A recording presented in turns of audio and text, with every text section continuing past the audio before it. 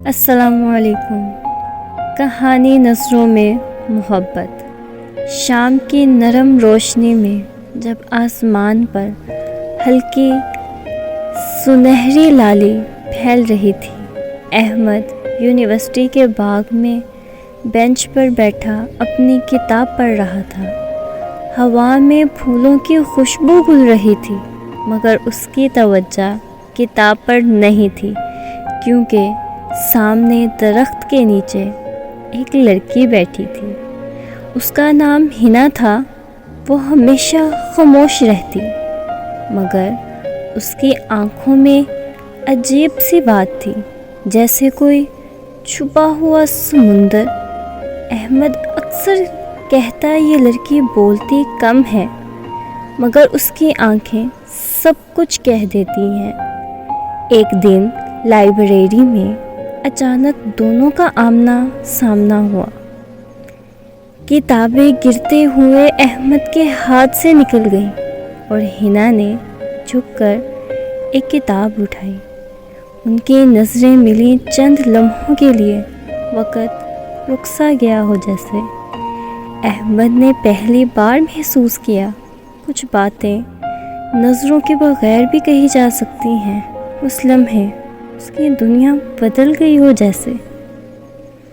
اگلے دنوں میں وہ بار بار ایک ہی جگہ آتا، شاید اتفاق سے یا شاید بہانے سے۔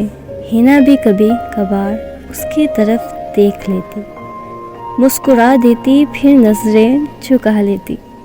یہ محبت بولی نہیں، یہ محبت کبھی نہیں بولی، مگر ہر نظر ایک پیغام تھی۔ کبھی احمد کہتا، جب وہ دیکھتی ہے تو دل کو جیسے سکون ملتا ہے، جیسے آنکھوں نے کوئی وعدہ کر لیا ہو۔ ہنا بھی محسوس کرتی تھی، مگر وہ کچھ نہ کہہ پاتی۔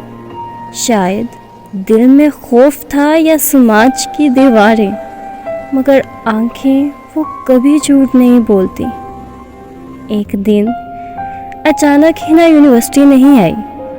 2 دن گزرے، پھر ایک ہفتہ، مہینہ۔ احمد بے چین تھا، وہ ہر کونے میں اسے تلاش کرتا۔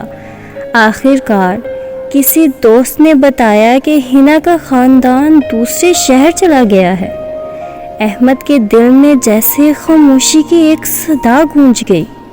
وہ بینچ، وہ باغ، وہ نظروں میں نظریں ملانا سب ادھوری رہ گئی۔ مہینے گزر گئے، ایک دن وہی باغ، وہی شام، وہی ہوا۔ احمد پھر وہیں بیٹھا تھا، ایک پرانی کتاب کے ساتھ۔ کتاب کھولتے ہی ایک خشک گلاب گرا اور اس کے بیچ ایک پرچی تھی۔ کبھی کبھی لفظ نہیں، صرف نظریں کہانیاں لکھ دیتی ہیں۔ احمد مسکرایا، آنکھوں میں نمی چمک اٹھی۔ اسے یقین تھا جہاں بھی ہنا ہوگی، اس کی نظریں اب بھی اس پر مسکرا رہی ہوں گی۔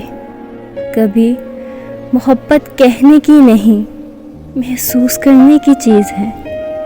کچھ کہانیاں لفظوں میں نہیں، نظروں میں لکھی جاتی ہیں، نظروں میں لکھی جاتی ہیں۔